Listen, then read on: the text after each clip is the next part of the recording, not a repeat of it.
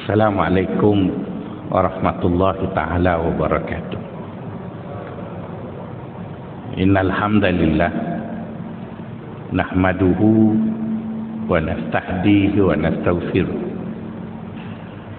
wa na'udzu billahi min syururi anfusina wa sayyiati a'malina. Man yahdihillahu fala mudilla lahu wa man yudlil fala hadiyalah. Nashhadu an la ilaha illallah wa nashhadu anna Muhammadan abduhu wa rasuluh. Allahumma ja'alna minal ladzina yastami'una al-qawla fayattabi'una ahsana. Tuan-tuan, puan-puan, sahabat-sahabat yang dikasihi sekalian, dalam hidup kita, tuan-tuan, ada kala kita selalu kecewa. Kita mahu sesuatu perkara lain pula yang berlaku. Dan kadang-kadang kekecewaan itu tidak sekali berlaku. Berlaku berkali-kali dan berkali-kali. Dan ada di kalangan kita, di hujung kekecewaan itu, mereka dapat sesuatu yang mereka mahu. Tapi tidak semua juga orang yang kecewa itu dapat apa yang mereka mahu. Malah ada juga yang meninggal dunia dengan kekecewaan begitu. Jadi jika itulah, tuan-tuan, yang sering menyelubungi hidup kita, maka ada satu perkara yang dikhawatiri terhasil daripada kekecewaan yang begitu kerap tadi, iaitu kita berburuk sangka dengan Allah Subhanahu wa ta'ala. Di dalam Al-Quran dan juga hadis-hadis Nabi, khususnya hadis Qudsi, Allah sering menyatakan kepada kita, kamu jangan berburuk sangka dengan aku, kerana yang nanti ruginya kamu, bukan Allah. Misalnya Allah sebut dalam Al-Quran, wala tazunnuna billahi zununa, jangan kamu bermacam-macam sangkaan kamu terhadap Allah. Maksudnya, kamu hanya boleh berbaik sangka dengan Allah. Selain daripada itu, sangkaan yang lain daripada sangkaan yang baik akan menyebabkan kamu yang rugi. Mungkin kalau kita selalu dapat apa yang kita nak, tak timbul masalah kita buruk sangka dengan Tuhan. Tapi kalau kita tak dapat apa yang kita nak, maka sukar untuk kita berbaik sangka dengan Allah. Kadang-kadang kita bermati-matian usaha, macam-macam kita usaha, sehingga kita menang paling besar, tapi tak jadi Perdana Menteri. Jadi agak sukar untuk terima. Kadang-kadang kita kutuk orang kau-kau, tiba-tiba terpaksa berbaik dengan dia untuk jadi Perdana Menteri. Jadi bermaksud, tuan-tuan, dalam hidup ini, lain yang kita bayang, lain pula yang berlaku. Lain yang kita sangka, lain pula yang berlaku. Tak terfikir, tuan-tuan, bahawa orang yang mewakili benua yang semuanya orang kulit putih, tiba-tiba pemainnya semua hitam. Orang yang mewakili benua orang kulit hitam, pemainnya semua putih, tuan-tuan. Jadi dalam hidup ni banyak benda yang kita pun dah tak faham. Jadi bila kita berdepan dengan situasi itu, maka dikhawatiri sangat kita akan berburuk sangka dengan Allah. Sedangkan Allah menyebut awal-awal lagi, wala tazunnuna billahi zununa. Jangan kamu bersangka buruk dengan aku. Dalam sepotong hadis qudsi, Allah berfirman dengan begitu tegas menyatakan sikapnya terhadap kita. Kata Allah, ana inda dhanni abdi bi. Aku mengikut sangkaan hambaku terhadap aku. Jika dia menyangka aku akan bertindak baik terhadapnya, maka beruntunglah dia. Jika dia menyangka aku akan bertindak buruk terhadapnya, malang dan rugilah dia. Jadi oleh kerana itu sikap Allah dengan kita, tuan-tuan, dilarang kita berburuk sangka terhadap dia, dan dia dengan tegas menyatakan kepada kita bahawa dia berinteraksi dengan kita berasaskan sangkaan kita terhadap dia. Jadi tuan-tuan, jika itulah pattern Allah berinteraksi dengan kita, dan kita pula berdepan dengan kekecewaan, apakah jalan penyelesaian kepada perkara itu? Kita kecewa, dia tak beri kita buruk sangka dengan dia. Ada satu jalan keluar dicadangkan kepada kita supaya kita boleh berdepan dengan kekecewaan dengan hati yang terbuka, dan dalam masa yang sama kita tidak berburuk sangka dengan Allah. Jalan keluar itu dicadangkan sendiri oleh Allah kepada kita bagi menangani kemelut itu. Cadangannya adalah kita diminta supaya berharap kepada dia. Perkataan berharap kepada Allah itu disebut dalam Al-Quran dengan perkataan ar-raja'u. Perkataan itu disebut dengan perkataan ar-raja'u. Terjemah dalam bahasa kita ialah harapan. Tapi bukanlah pakatan harapan, dia harapan sahaja, tuan-tuan. Jadi bila Allah meminta kita berharap kepada dia, maka konsep berharap itu, tuan-tuan, dia harus difahami secara tuntas supaya pemahaman kita terhadap konsep itu tidak mengakibatkan suatu natijah yang tidak baik. Kenapa dinyatakan begitu? Kerana ada beberapa perkara, tuan-tuan, dalam hidup kita ini, kalau kena caranya dia baik, tapi kalau tak kena cara dia sebalik. Macam orang Jepun makan ikan buntal. Ikan buntal itu adalah ikan yang boleh dimakan kerana dia duduk dalam air.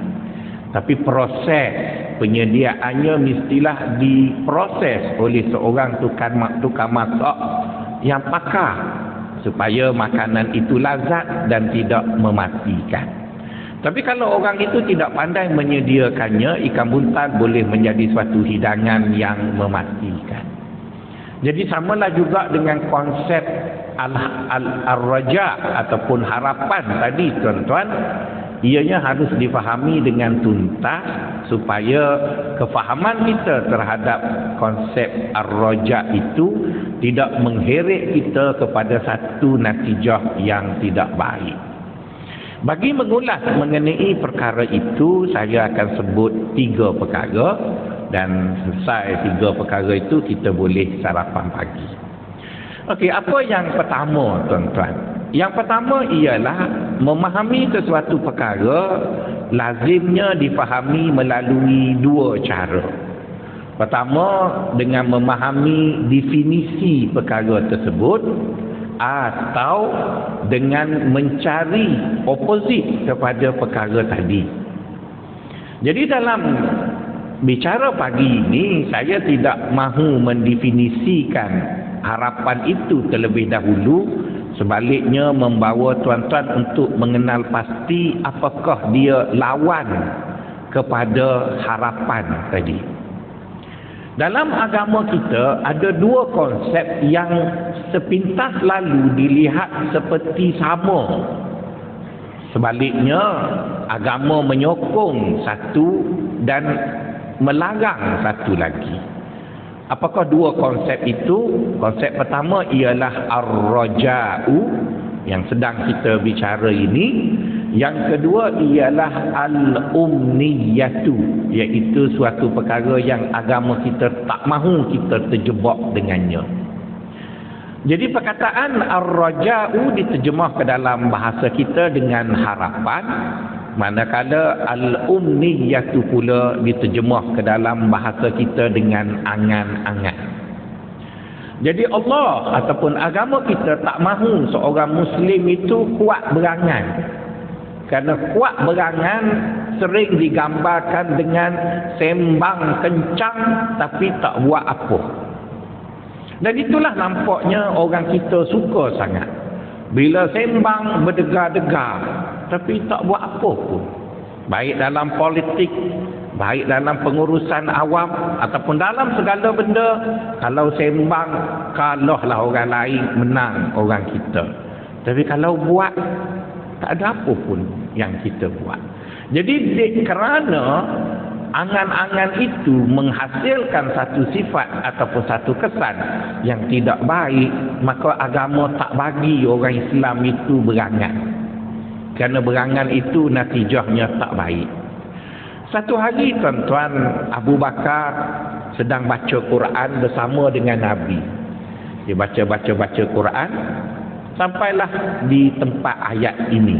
Ayatnya berbunyi, laisa bi amaniyikum wala amaniyi ahlil kitab man ya'mal su'an yujzabih. Maksud ayat itu, kata Allah dengan penuh penegasan, agama ini bukanlah sesuatu seperti yang dikhayalkan oleh orang Islam, dan agama juga bukanlah sesuatu yang seperti dikhayalkan oleh orang Kristian ataupun orang Yahudi. Sebaliknya, agama adalah suatu peraturan yang tegas. Siapa yang melakukan dosa, dia tetap akan dihukum. Jadi Abu Bakar pada ketika itu tuan-tuan, bila dia baca ayat itu, dia sentak. Dia tanya Nabi, dia kata, ya Rasulullah, bukankah kita orang special? Kita kan banyak dah berkorban untuk agama. Kita dah habis masa untuk agama, habis harta untuk agama. Maka kita kan orang special dengan agama. Jadi orang special dengan agama, bila buat dosa kena hukum juga ke? Jadi Abu Bakar tu tuan-tuan, seorang yang baik pun berfikir macam kita. Kan dalam masyarakat kita, bila dah jadi orang special kan mengatasi undang-undang. Betul kan? Kadang-kadang kita tengok, biarlah dekat Taman Tun ni kan tuan-tuan, yang double parkingnya kebanyakan kereta Continental. Jadi kita bertanya, kenapa kereta Continental tu dia double parking ni? Sebab dia rasa dia orang kaya, dia boleh parking. Dia jadi macam tu. Yang kena ikut peraturan ni marahin, Myvi, kancil ikut arahan. Aku bila ada Mercedes, BMW, tak apa. Dia jadi macam tu tuan-tuan, orang kita berfikir. Lepas tu bila kita jadi presiden parti ke apa benda, tipu orang pun tak apa. Sebab special tuan-tuan. Special. Jadi Abu Bakar pun berfikir begitu tuan-tuan. Dia tanya Nabi, kita ni macam-macam dah buat untuk agama. Takkan tak ada pengecualian? Jadi bila Abu Bakar kata begitu, Nabi pun tengok dekat Abu Bakar. Nabi kata, itu yang tak betul tu berfikir tu. Mana ada agama ni jenis pada orang tertentu, orang lain boleh dilepaskan. Mana ada. Agama ini siapa pun buat dosa, dia selesaikanlah dosa dia tadi. Jadi Abu Bakar pun kata, ya Rasulullah, penatlah ya Rasulullah, takkan ada orang tak ada buat dosa. Maka baginda SAW beritahu dekat Abu Bakar, janganlah sedih, kerana dosa yang kita buat tak sama dengan dosa orang lain buat. Orang lain buat kerana dosa itu memang dia rancang nak buat dosa. Kita buat dosa juga mungkin kerana terbuat. Jadi Allah adalah cara tersendiri untuk menghapuskan dosa itu. Jadi Abu Bakar pun redalah sikit kerisauannya. Jadi apa yang nak disebut dari kenyataan itu, agama tak suka kita berangan. Kononnya bila kita orang kuat masjid, orang itu orang ini, maka kita boleh mengatasi apa peraturan yang ada. Agama tak macam tu, tuan-tuan. Agama ialah suatu yang realiti. Siapa buat salah, dia mesti bertanggungjawab atas kesalahan yang dia lakukan. Jadi itu bermaksud agama tak suka kita berangan-angan. Kita berangan begitu, berangan begini. Tak. Agama dia strict, ada peraturan dan semua orang kena patuh. Itu dalil menunjukkan bahawa agama kita tak suka berangan. Sebaliknya agama kita suruh kita berharap. Di dalam Al-Quran banyak ayat-ayat Al-Quran yang merujuk kita supaya kita berharap. Misalnya Allah menyebut dalam surah Al-Baqarah ayat 218. Ulaika yarjuna rahmatallah wallahu ghafurur rahim. Mereka adalah orang-orang yang berharap kepada Allah di atas kesilapan mereka. Semoga Allah ampuni mereka. Dan sesungguhnya Allah Maha Pengasih lagi Maha Pengampun. Dalam ayat yang lain Allah berfirman, "Man kana yarju liqa Allah fa inna ajalallahi la'atin." Sesiapa yang berharap untuk bertemu dengan Allah, nescaya Allah akan datang kepadanya dan gembira dengan pertemuan itu. Jadi itu menunjukkan kepada kita, tuan-tuan, ada dua konsep yang mirip tetapi tidak sama. Jadi sekarang untuk membezakan apa yang dimaksudkan dengan harap dan apa yang dimaksudkan dengan angan-angan, Ibnul Qayyim Al-Jauziyah dalam kitabnya Madarij As-Salikin mengatakan, beza di antara harap dengan angan-angan itu ada satu. Namun di antara kedua itu ada satu perkara juga yang mereka sama. Jadi yang sama di antara mengharap dengan berangan-angan itu ialah kedua-dua perkara itu mengharapkan sesuatu yang kita mahu untuk masa yang akan datang. Kita mahu dapat keluarga bahagia. Kita harap kita dapat pendapatan yang baik. Kita harap kita mempunyai kerajaan yang baik. Kita harap kita mempunyai ahli politik yang baik. Jadi itu adalah benda yang kita harap dan kita juga berangan-angan perkara tadi. Cuma yang bezanya apabila kita berangan, selepas mana kita pasang angan-angan, kita pun ambil tangan letak atas dahi. Lepas tu kita pun khayal. Kita tak buat apa. Kita hanya berkhayal begitu. Tapi kalau berharap, ianya disertai dengan usaha yang tuntas. Kita buat itu, buat ini, buat itu, selari dengan apa yang kita harapkan tadi. Jadi tuan-tuan, di situ dapatlah kita faham bahawa berharap itu lebih praktikal daripada berangan. Kerana berangan ialah melakarkan sesuatu yang indah untuk masa hadapan tetapi tak buat apa. Sebaliknya, berharap ialah melakar sesuatu yang kita kehendaki ataupun apa yang kita bayangkan, kita sertai juga dengan usaha untuk mendapat apa yang kita lakarkan tadi. Jadi tuan-tuan, apabila kita dah faham begitu, maka kita pun mula berharap. Kerana harapan itulah yang digesa oleh agama. Kita pun berharap. Kita pun berharap. Semasa kita berharap dan mana harapan kita itu disertai dengan usaha yang konkret, lama kelamaan harapan kita itu menjadi tekad yang jitu.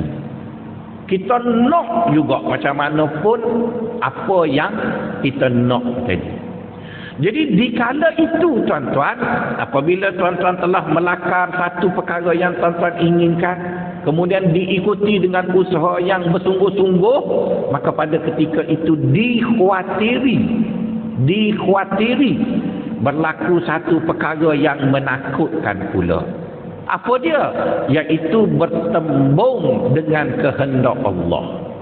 Maka sebab itulah Syekh Ibrahim Al-Harawi dalam kitabnya Manazil As-Sa'irin mengatakan Ar-Raja, iaitu harapan, adalah suatu perkara yang sering berlaku pertembungan di antara harapannya itu, namun ianya disokong oleh pasangannya yang saling mengimbangi. Apa benda ya dia nak cakap itu? Seolah-olah Tuan Syekh mendefinisikan harapan itu dengan dua komponen. Komponen pertama, harapan itu bermaksud di dalamnya ada dua benda yang saling bertentangan. Dan kita perlu menyelesaikan dua perkara yang bertentangan ini, kerana jika tidak diselesaikan, dia menghasilkan satu perkara yang tak baik, iaitu buruk sangka dengan Allah tadi. Jadi tuan-tuan, bagaimana nak memahami pertentangan itu? Pertentangan itu berpunca dari tiga perkara. Oleh kerana tiga perkara ini ada pada kita, maka kita akan bertembung dengan Allah. Perkara yang pertama tuan-tuan, Allah ada memberi sedikit kuasa kepada kita, tapi kuasa itu tidaklah begitu besar, tetapi diberi sedikit kepada kita. Jadi oleh kerana kita ada kuasa itu tuan-tuan, maka kita rasa kita adalah segala-galanya. Kenapa tidak? Di barat ada banyak falsafah yang mengatakan bahawa manusialah adalah pusat kepada segala-galanya. Apa yang manusia buat itulah makna manusia dan sebagainya. Jadi Allah ada beri pada kita satu perkara, iaitu kita boleh memilih. Wa hadainahum najdain. Allah bagi kita kuasa memilih. Apabila kita ada kuasa memilih tuan-tuan, kita merasakan bahawa kita mempunyai kuasa sebesar-besarnya, kononnya sebab kita boleh memilih. Sedangkan kita terlupa bahawa orang yang memberi kuasa kepada kita untuk memilih itu, dia lebih tahu dan lebih pandai daripada kita. Maka sebab itu kita sering tertipu dengan kuasa memilih. Maka orang yang lebih cerdik dari kita telah memberi kita untuk memilih, tetapi dalam memilih kita tak ada pilihan melainkan itu yang harus kita pilih. Tuan-tuan, oleh kerana saya ni tok guru tasawuf tuan-tuan, saya mengurus keluarga saya dengan sedikit manipulasi. Kita belajar tasawuf kan, orang sufi kata Allah bagi kita kuasa memilih, tetapi dia tidak bagi kita kuasa pilih secara mutlak. Saya tak ada duit sangat, tapi adalah duit sikit. Bila saya ajak anak-anak saya pergi shopping, saya tanya dia, nak pergi mana? Wah, dia kata akhir tahun baba kita pergi Sogo. Boleh. Mesti dia seronok sebab ayahnya bawa dia pergi shopping dekat Sogo. Moknya pun seronok. Jadi saya kata boleh, dia pun happy. Tapi bila nak turun kereta, saya kata limit seorang anak 300, mok 1000. Dia boleh memilih, tapi memilih dengan 300 sajalah. Jadi pergi Sogo, 2 item, kadang-kadang dah lebih 300. Terpaksa bayar duit sendiri. Akhirnya anak saya merontok. Dia kata tak seronoklah shopping dengan ayah. Asyik limit. Pergi tempat shopping besar tapi limit. Saya kata boleh, tak apa limit. Dia pun seronok sangat sebab dah boleh shopping tanpa limit. Maka saya pun bawa anak saya dekat DIY. Bila pergi ke DIY, saya kata kamu belilah apa yang kamu nak beli. Unlimited budget. Wah. Dia pun seronoklah sebab dia unlimited. Tapi dia beli itu pun tak lebih RM300 juga tuan-tuan. Jadi bermaksud tuan-tuan, dalam hidup ini memang kita diberi kuasa memilih. Tapi yang ke atas sana tuan-tuan, dia tak bagi kita mutlak. Dia bagi kita begitu. Seperti mana pilihan raya yang lepas. Betul kan? Kita hanya ada 3 je. Dia tak bagi 10. Dia bagi 3. Itu pun bank. Tak nak yang tu, pilih yang ni. Pilih yang ni, tak nak yang tu. Last kali berkahwin 20. Tuan-tuan. Jadi bermaksud tuan-tuan, memang kita diberi pilih, tapi dia tak bagi kita pilih mutlak. Jadi sebab itu orang sufi kata Allah bagi kita pilih. Tapi pilihan yang kita ada tak banyak. Sama ada baik atau jahat. Dia tak ada. Tak seronok lah dua ya Allah. Boleh tak jadi 5? Baik sikit-sikit. Separuh baik sekejap, jahat sekejap. Mana ada tuan-tuan? Dia ada baik, itu jahat. Jadi tuan-tuan, bila kita diberi pilih, maka kadang-kadang kita rasa bila kita boleh pilih semuanya. Orang sufi kata awak dah silap lah situ. Itu perkara yang pertama yang ada pada kita yang menyebabkan kita bertembung dengan Tuhan. Perkara yang kedua tuan-tuan yang menyebabkan kita bertembung dengan Tuhan, kita adalah makhluk yang gelojoh. Kita adalah makhluk yang gelojoh. Dan cuba tuan-tuan lihat betapa banyak keputusan yang kita buat dalam hidup ini kita menyesal disebabkan oleh kegelojohan. Dan berapa ramai juru jual telah menggunakan kegelojohan kita itu untuk menjual barang mereka. Maka sebab itu pakar-pakar keuangan mengatakan kalau nak bawa keluarga pergi shopping, sebelum dia membeli bagi dia makan dulu. Sebab bila dia dah makan, dia kenyang, maka dia kurang nak membeli tadi, tuan-tuan. Jadi lebih baik bawa anak-anak makan kenyang, habis duit dulu dekat kedai makan. Lepas tu bila pergi shopping, dia beli sikit-sikit sebab dia nak balik rumah, tuan-tuan. Tak percaya, cuba tuan-tuan tengok orang pergi shopping pada bulan Ramadan. Dia beli macam-macam seolah-olah perut dia tu dinosaur, tuan-tuan. Balik rumah yang banyak makannya ialah tong sampah, anak angkat dia, tuan-tuan. Tak percaya, tanya Datuk Bandar Kuala Lumpur, mereka terpaksa mengurus 4 kali ganda sampah makanan di bulan Ramadan, lebih banyak daripada sebelum Ramadan. Setan kata, aku ambil cuti, manusia ni teruk pada aku lagi. Baik aku cuti daripada aku bekerja. Maksudnya tuan-tuan, manusia itu ada sifat gelojoh. Maka gelojoh itu yang menyebabkan dia buat stupid. Sebab dia gelojoh, betul dia lah. Jadi oleh kerana kita satu ada keperasanan, kita diberi sikit untuk memilih, kita rasa kita hebat sangat. Yang kedua, kita gelojoh. Itu nombor 2. Yang nombor 3-nya tuan-tuan, pengetahuan kita tentang sesuatu amat terbatas.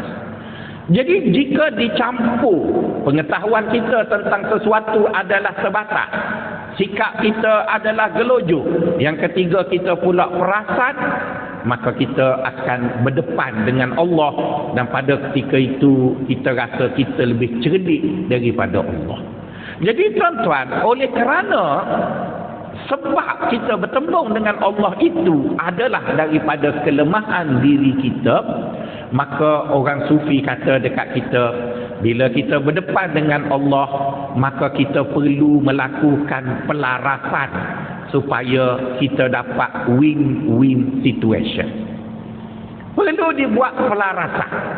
Kita nak kita nak lawan Allah, kita tak akan menang. Dia yang menang.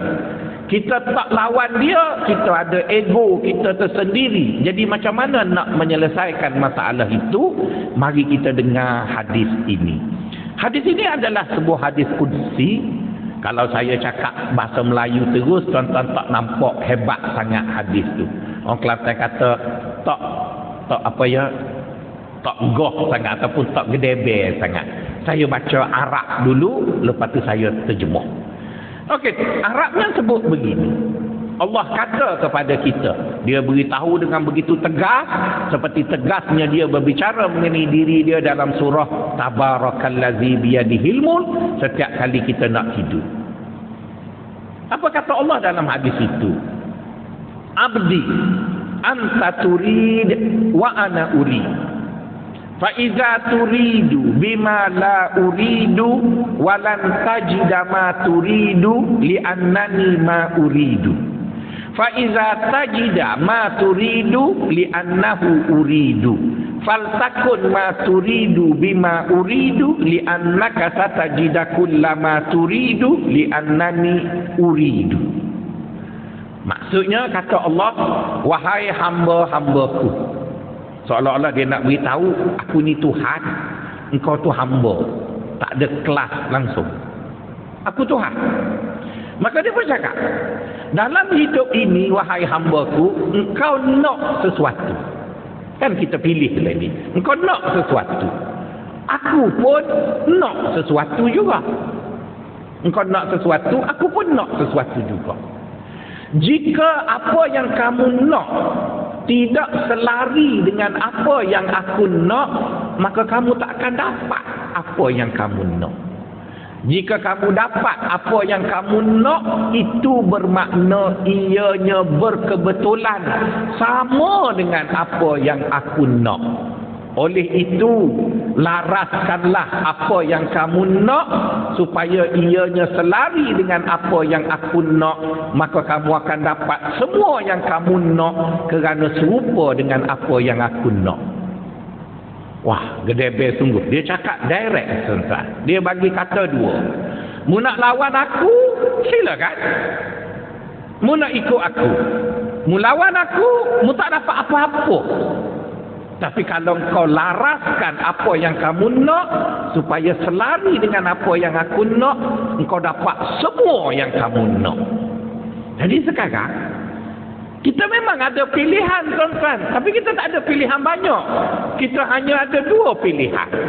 Lawan Tuhan ataupun laraskan kehendak kita dengan Tuhan. Kedua-duanya. Kalau tuan-tuan rasa tuan-tuan seorang yang kuat tekadnya, apa ustaz, Tuhan-Tuhan apa? Kita yang menentukan nasib kita. Maka saya akan kata, silakan. Silakan. Lawanlah. Siapa marah? Tapi sepanjang kita lihat manusia yang ada di bumi ini, orang yang lawan Tuhan, semua tak menang. Menang dia juga. Jadi kalau kita dah tahu lawan Tuhan tu tak menang kita, bodoh sangatlah kita pergi lawan Tuhan juga. Jadi yang paling baik yang kita kononnya ada pilihan tapi sebenarnya tak ada pilihan, iaitu kita laraskan apa yang kita nak supaya selari dengan apa yang Allah Ta'ala nak. Jadi bila kita laraskan apa yang kita nak selari dengan apa yang Allah Ta'ala nak, kita beruntung di mana kita akan dapat semua yang kita nak.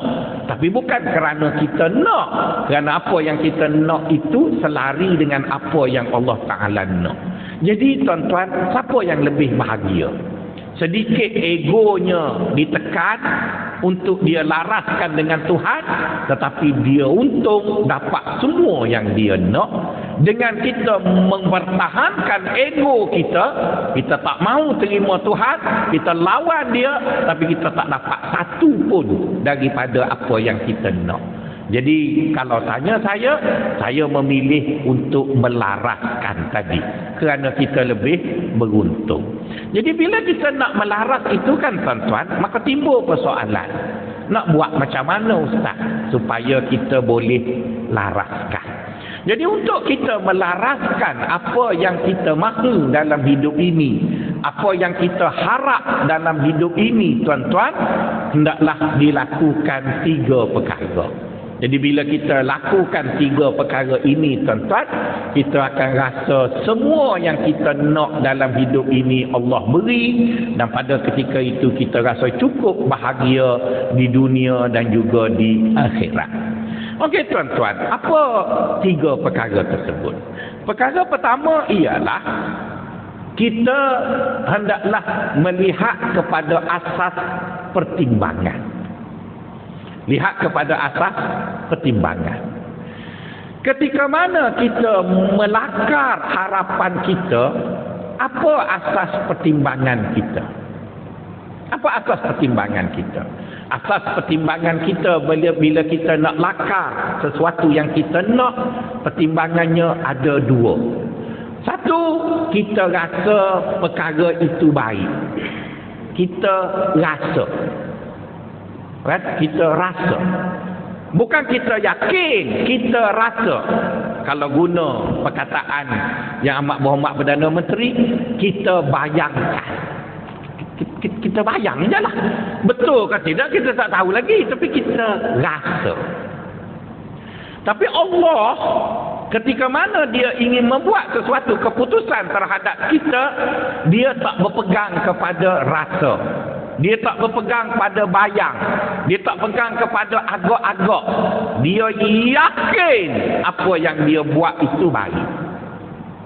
Jadi tuan-tuan, kita bertanya secara akal warasnya, mana baik keputusan yang dibuat di atas bayangkan atau rasakan dengan keputusan yang dibuat di atas fakta yang meyakinkan?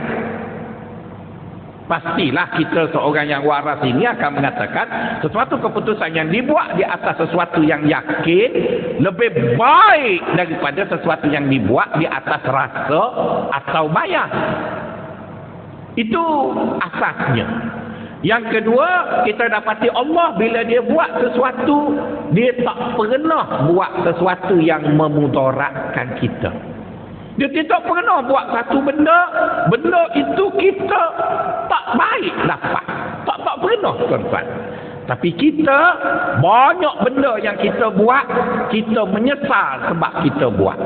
Ada disebut dalam kitab tasawuf mengatakan, setiap pagi anggota tubuh kita selalu pesan dekat lidah, lidah, engkau jangan cakap banyaklah, engkau senang duduk dalam mulut, air condition, cuma sikit sebanyak je busuk, aku letih. Tuan-tuan, kita dalam sehari ni letih sebab mulut kita lah yang bercakap. Tuan-tuan, dia sanggup nak pergi sana, sanggup nak buat itu, sanggup nak buat ini, lidah dia tak buat apa, dia duduk dalam je, dia plop, dia duduk dia.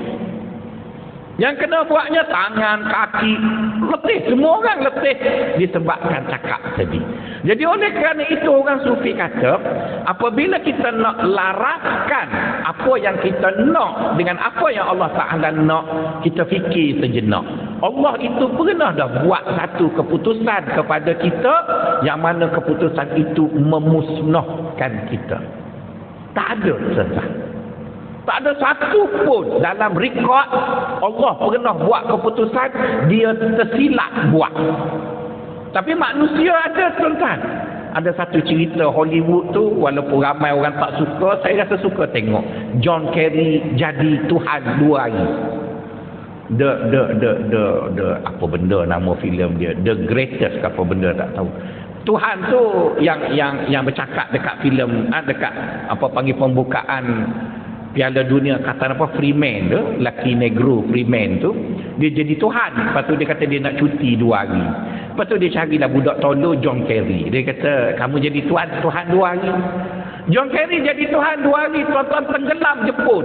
Sebab masa dia nak pergi dating, kasih dia kata seronoknya kalau ada bulan purnama dekat tingkap kita. Dia pun dah jadi Tuhan, dia tarik bulan, dia letak kat situ, air pasang tinggi, tenggelam je pun, tuan-tuan. Lepas tu bila dia nak tidur, Tuhan nak tidur, dia tengok ada 2 juta orang beli tiket untuk dapat loteri, hadiahnya 2 juta. Maka dia buat macam kita select all, control A, select all, semua lulus. Esoknya jadi rusuhan sebab loteri semua dapat $1 seorang. Jadi bermaksud, tuan-tuan, ada ke barang kalian kalau manusia urus manusia hancur lebu? Tapi Allah Subhanahu Wa Ta'ala tak pernah, tuan-tuan, dia buat satu keputusan untuk kita, kita menyesal sampai mati kerana keputusan itu. Dia tak pernah buat, tak ada rekod pun. Tapi berapa banyak keputusan yang kita buat dalam hidup kita, kita menyesal sampai mati. Kita beli kasut kadang-kadang menyesal, beli kereta menyesal, kahwin pun menyesal. Sehingga sebab itu kadang pernah kita tanya isteri kita, kalau I mati dulu, you nak kahwin lagi ke? Dia kata tobat, tak kahwin dah. Kita dia ingat dia sayang kita, kita pun tanya dia, kenapa tak nak kahwin? Dah serik kahwin dengan lelaki, tuan-tuan. Maksudnya, tuan-tuan, dalam hidup ni banyak sangat benda yang kita buat, kita silap buat. Jadi oleh kerana itulah kita yang menyebabkan kita silap, kita menyesal. Maka sekarang tuan-tuan nak percaya kat diri tuan-tuan ke tuan-tuan nak percaya kat Allah Subhanahu Wa Ta'ala? Saya secara personalnya saya yakin Allah akan buat sesuatu yang terbaik untuk saya. Jadi bila bertembung apa yang saya nak dengan Allah, saya akan mengalah sebab dia lebih pasti berbanding apa yang kita fikir, tuan-tuan. Itu perkara yang pertama. Perkara yang kedua, tuan-tuan, apabila kita nak melakarkan masa depan yang kita nak itu, agama menyarankan kepada kita jangan detail sangat. Sebab bila kita lakar secara detail, maka apa yang kita dapat ialah kecewa. Jadi untuk mengelak kita kecewa, kita lakarkan masa apa yang kita nak, masa depan kita tu secara umum je. Mari kita tengok Nabi kita. Nabi kita manusia. Dan dia juga ada harapan. Dia berdepan dengan Allah. Cuba tengok bagaimana dia minta dengan Allah. Dia tak pernah, tuan-tuan, minta dengan Allah detail macam kita minta.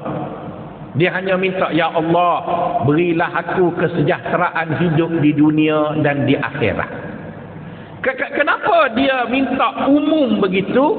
Kerana dia nak menyediakan dirinya untuk menerima apa pendetailan dari Allah.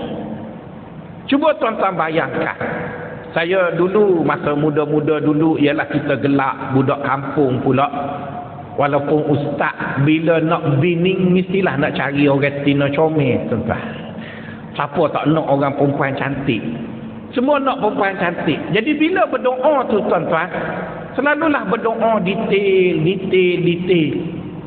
Sehingga saya jadi pensyarah, jadi tutor kat Universiti Melaya, dapatlah tawaran belajar ataupun sambung PhD di UK. Dia bagi kat saya 3 bulan tempoh untuk melayakkan. Saya pertama sekali melompat bila dapat tawaran itu, aku nak buat balik orang mata biru. Di UK kan, masalah kan, macam-macam lah begitu. Belajar bahasa Inggeris 6 kali ambil TOEFL baru lulus. Yang lain lulus belaka, yang oral payah nak lulus sebab cakap Inggeris bunyi kelantan. Sehingga kali ke-6 oral baru lulus dekat British Council tu, sebab yang oral saya tu India, dia cakap Inggeris bunyi India, saya cakap Inggeris bunyi Kelantan. Jadi luluslah. Mahal, tuan-tuan, satu test 600, 6 kali ambil baru lulus, tuan-tuan. Bolehlah band 6. Cepat-cepat pergi ke bahagian sumber manusia, saya dah lulus TOEFL, saya nak pergi, dan saya dah dapat offer daripada St. Andrew. Wah, dia kata bagus. Tapi sayang, kerajaan kata gawat. Semua luar negara balik ke Universiti Melaya. Perah haji. Rasa nak tumbuk perempuan. 6 kali ambil TOEFL baru lulus, tiba-tiba kerajaan tukar tawaran luar negara ke Universiti Melaya. Okeylah. Kecewa, tuan-tuan, kecewa sangat. Belajar, lulus. Dah lulus PhD, dia orang pun datik saya jadi ketua jabatan. Saya kata jawatan itu amat membebankan saya. Dahlah janji aku nak bagi luar negara, boleh dalam negeri. Okeylah. Rasa terima kasih, peganglah. Dia bagi saya jadi ketua jabatan 10 tahun. Lepas tu saya kata tak adil lah orang lain. Boleh juga PhD luar negara lagi, bagilah dia ketua jabatan. Tak, kami mahu kamu. Lepas tu dia kata, siapa jadi ketua jabatan 10 tahun akan diberi sabbatical setahun ke UK, boleh bawa keluarga dengan allowance penuh. Ya, seronok pula saya. Isteri saya simpan duit 60,000 nak pusing Eropah, tuan-tuan. Kata dia, kita bawa caravan, kita jalan seluruh Perancis, kita begitu dekat kaya, malam-malam mimpi cakap Inggeris, tuan-tuan. Sampai 10 tahun pergi ke sumber manusia, saya dah 10 tahun jadi ketua jabatan, saya nak tuntut sabbatical setahun dengan boleh bawa keluarga. Dia kata, minta maaf lah ustaz. Gawat pula, tuan-tuan. Saya petepuk meja, tak nak dah aku balik. Sekarang alhamdulillah dah tak pegang apa-apa, tuan-tuan. Jadi tuan-tuan, mula-mula tuan-tuan nak kahwin juga dengan Mak Saleh mata biru. Mesti anak saya comel, tuan-tuan tengok, cute lah anak Ustaz Faisal. Sebab Mak Saleh kan. Lepas tu saya pun dah tak dapat macam tu, saya pun tengok. Ramai je kawan-kawan saya yang mengaji kat UK, balik-balik kahwin dengan Jawa. Tak kahwin dengan Mak Saleh. Tuan-tuan, gitu. Mak Puan. Jadi, saya pun tanya diri saya, ke aku saja yang tolu nak kahwin dengan Mak Saleh? Ramai je profesor yang kat Usi Melaya tu ngaji di UK, ngaji di US, di Kanada. Balik-balik nikah dengan orang kampung dia. Kalau hak Kedah kok dia tu kan nikah dengan alustar je. Tak ada bawa balik Mak Saleh. Akhir sekali kita pun tanyalah soalan bodoh tu. Tidak demo lama duduk UK. Ya, lama. Alhamdulillah. Sebab apa tak nikah dengan Mak Saleh? Kata tak utung langsung. Tak utung langsung. Jadi saya pun pergilah tanya kawan-kawan saya pula yang ustaz. Ada yang kahwin dengan Bosnia Herzegovina. Mata biru, klik begitu. Kahwin dengan Bosnia kan? Ada kahwin dengan Arab. Lepas tu bila dah tua ni, kita pun tanya. Seronok tak kahwin dengan Bosnia?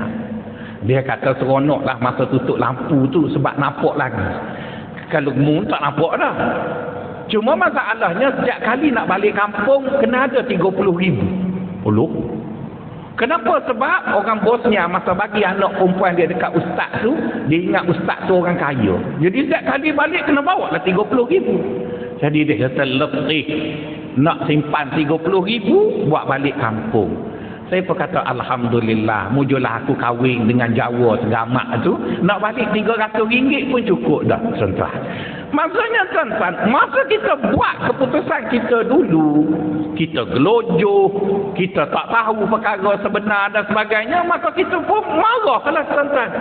Tapi Allah lebih tahu apa yang baik bagi kita, maka dia buat keputusan lain.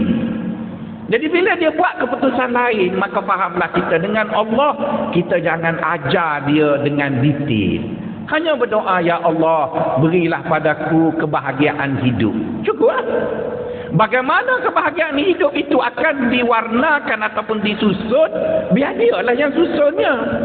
Sebab kita kalau kita detail sangat, nanti bertembung kita dengan dia, kita akan kecewa. Jadi untuk mengelak kita kecewa, kalau isteri kita mengandung, kita berdoa dengan doa yang umum, ya Allah, jadikanlah anakku anak yang sehat dan juga anak yang soleh. Cukup ya? Tak perlulah, ya Allah, anakku biarlah handsome-nya macam Zul Arifin, cerdiknya macam apa panggil Said Naqib Al-Atas, campur dengan otak Engku Aziz lagi, tuan-tuan. Lepas tu bila dia kaya besar nanti biarlah kaya dengan Robok Kuat, campur dengan Tan Sri Mokhtar pula. Tak payahlah doa macam tu, tuan-tuan, sebab nak keluar handsome macam Zul Arifin macam mana? Ayah dia hitam dan macam ayam katik, tuan-tuan. Tak keluarnya, tuan-tuan. Jadi lebih baik berdoa tu umum. Jadikanlah anakku anak yang berbakti pada agama dan negara. Cukup lah. Macam mana dia berbakti, dia masuk parti PKR ke, masuk PAS ke, ikut dia. Yang penting dia berbakti, tuan-tuan. Jadi bila tuan-tuan tidak berdoa terlalu detail, maka tuan-tuan tak akan kecewa. Sebab itu baginda SAW, cuba tuan-tuan tengok doa dia. Ada pernah dia ajar kat isteri dia doa detail? Dia tak pernah, tuan-tuan. Aisyah radhiyallahu taala anha, bila Nabi sibuk duk kempen malam Lailatul Qadar, Aisyah pun tanyalah juga suami dia nak buat apa. Mungkin suami dia akan beri satu direction yang special sebab dia isteri yang paling dia sayang. Aisyah kata, ya Rasulullah, kamu duduk semua orang buru Lailatul Qadar, aku pun nak juga. Cuma bila dah aku jumpa Lailatul Qadar tu, aku nak doa apa? Kan? Aisyah tanya begitu. Apa yang Nabi ajak? Allahumma innaka afuwun karim tuhibbul afwa fa'fu anni. Kalau kita lah, saya rasa kalau puan-puan jadi isteri Nabi, mesti protes. Ni doa orang ramah ni, mana doa specialnya? Tapi Aisyah faham bahawa itulah ajaran agamanya. Bila berdepan dengan Allah, minta yang besar-besar je lah. Tak payahlah minta yang kecil-kecil. Sebab bila kita minta yang kecil-kecil, kita dilihat bodoh kerana nak ajar dia. Sedangkan dia seorang yang bijak, seorang yang berkuasa dan sebagainya. Jadi Nabi ajar isteri dia, jumpa malam Lailatul Qadar, tak payahlah berdoa supaya dia kekal jadi Nabi, tak ada orang sabotaj tengah jalan, tak payahlah berdoa nak jadi kaya, tak payahlah nak berdoa supaya hilang sakit batu karang, tak payahnya. Berdoanya, Allahumma innaka afuun karim tuhibbul afwa fa'fu anni. Jadi Aisyah pun faham. Oh, gitu je. Iya. Maka Aisyah pun buatlah benda yang macam tu. Jadi bermaksud tuan-tuan, seolah-olah Nabi kita mengajar kita, apabila kita berdepan dengan Allah, apapun dia yang menang. Jadi oleh kerana dia yang menang, kita mintalah sesuatu yang sifatnya umum dan baik untuk kita. Nanti dia detailkanlah. Bila dia detailkan macam mana pun, kita lebih mudah menerima kerana kita tidak ada bentuk kita yang tersendiri. Itu perkara yang kedua, tuan-tuan, yang disarankan kita buat untuk melaraskan apa yang kita mahu tadi, supaya selari dengan apa yang ditentukan oleh Allah. Perkara yang ketiga, tuan-tuan, apabila kita nak selaraskan tadi, perlu kita ingat Allah ini, tuan-tuan, salah satu namanya yang tunggal, yang jarang dia sebut bersama dengan nama lain. Dia sebut nama dia Al-Latif. Latif. Jadi Latif ini, tuan-tuan, dalam bahasa terjemahan bahasa kita bermaksud Tuhan itu maha halus. Maksudnya Allah ini, tuan-tuan, apabila dia bertindak, tindakan yang dibuat oleh Allah itu terlalu halus sehingga kadang-kadang kita tak faham. Jadi sebab itu bila kita mendapat sesuatu perkara yang pada peringkat awal kita tak faham, kita jangan cepat protes. Tunggu dulu. Mesti ada satu benda yang dia nak beri dekat kita, cuma tindakan itu halus. Tuan-tuan pernah tengok tak ada seni orang melukis? Orang tu mesti pakar dalam bidang lukisan. Di mana saya pun tengok dekat YouTube lah. Dia melukis menggunakan pasir, tuan-tuan. Dia lukis guna pasir. Kemudian ada lagi pakar yang dia melukis terbalik, tuan-tuan. Bila dia lukis tu, kita tengok cara dia lukis, kita tak faham. Dia nak lukis apa Tapi bila dia dah siap lukis, dia pusing gambar tu, kita tepuk tangan. Itu baru manusia, tuan-tuan. Di mana lazimnya kalau kita melukis, kita lukis dari atas ke bawah. Sebab kita biasa macam tu. Tapi bila orang tu pakar, dia terbalik kan, dia lukis dari bawah ke atas, tuan-tuan. Yang atas duduk bawah. Jadi kerana masa kita selalu tengok dari atas ke bawah, maka kita kata apa dia ni, lukis apa tak tahu, tak ada motif, tak ada apa, kita kutuk dia. Sedangkan dia bukan begitu. Bila dah siap, dia pusing balik. Wah, gambar Nelson Mandela, gambar seekor singa dan sebagainya lah. Tapi cara dia melukis terbalik, itu manusia je tu, tuan-tuan. Pun kita tak faham dah, apatah lagi Allah Subhanahu wa ta'ala. Jadi bila dia kata dia Al-Latif, maksudnya bila dia buat sesuatu, maka banyak pattern benda dia buat. Ada dia buat begini, ada dia buat begini, ada dia buat begini. Maka tugas kita adalah cuba bersabar terlebih dahulu dan mencari apakah sebenar yang dia inginkan daripada apa yang dia telah lakukan untuk kita. Jadi itu kata Syekh Ibrahim Al-Harawi yang dihurai oleh Syekh Ibnul Qayyim Al-Jauziyah dalam kedua-dua kitab mereka tadi, mengenai apa yang perlu kita lakukan bagi melaraskan apa yang kita nak dengan apa yang Allah Ta'ala nak. Jadi oleh kerana tuan-tuan pun dah faham, maka saya pun dah tak risau tuan-tuan akan buruk sangka dengan Allah, maka bolehlah kita ambil sarapan. Jangan lupa makan ubat. Assalamualaikum warahmatullahi wabarakatuh.